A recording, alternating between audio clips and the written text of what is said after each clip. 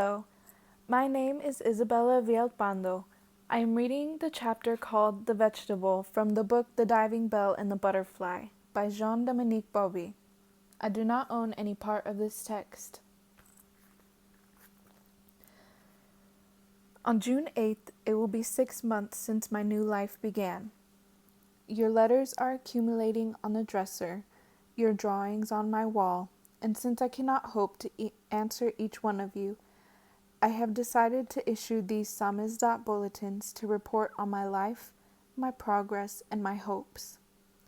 At first, I refused to believe that anything serious had happened. In my semi-conscious state following the coma, I thought I would shortly be back in my Paris stamping grounds, with just a couple of canes to help me along. Those were the first words of the first mailing of my monthly letter from Burke, which I decided in late spring to send to my friends and associates. Addressed to some 60 people, that first bulletin caused a mild stir and repaired some of the damage caused by rumor. The city, that monster with 100 mouths and 1,000 ears, a monster that knows nothing but says everything, had written me off. At the Café de Flore, one of those base camps of Parisian snobbery that send up rumors like flights of carrier pigeons, some close friends of mine overheard a conversation at the next table. The gossipers were as greedy as vultures who have just discovered a disemboweled antelope. "Did you know that Bauby is now a complete vegetable?" said one. "Yes, I heard." "A complete vegetable," came the reply. The word vegetable must have tasted sweet on the know-it-all's tongue, for it came up several times between mouthfuls of Welsh rarebit. The tone of voice left no doubt that henceforth I belonged on a vegetable stall and not to the human race. France was at peace. One couldn't shoot the bearers of bad news.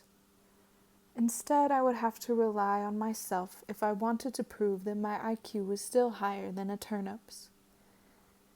Thus was born a collective correspondence that keeps me in touch with those I love, and my hubris has had gratifying results.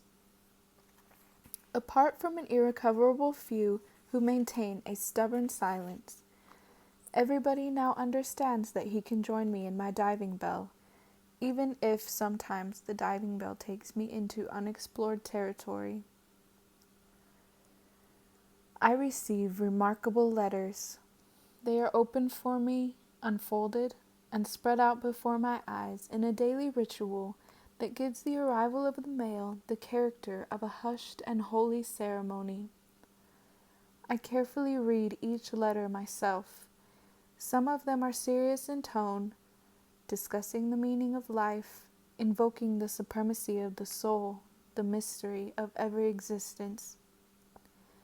And by a curious reversal, the people who focus most closely on these fundamental questions tend to be people I had known only superficially.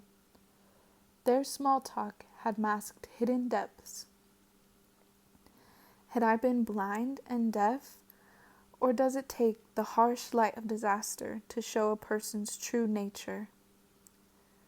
Other letters simply relate the small events that punctuate the passage of time. Roses picked at dusk, the laziness of a rainy Sunday, a child crying himself to sleep. Capturing the moment, these small slices of life, these small gusts of happiness, move me more deeply than all the rest. A couple of lines or 8 pages, a Middle Eastern stamp, or a suburban postmark. I hoard all these letters like treasure.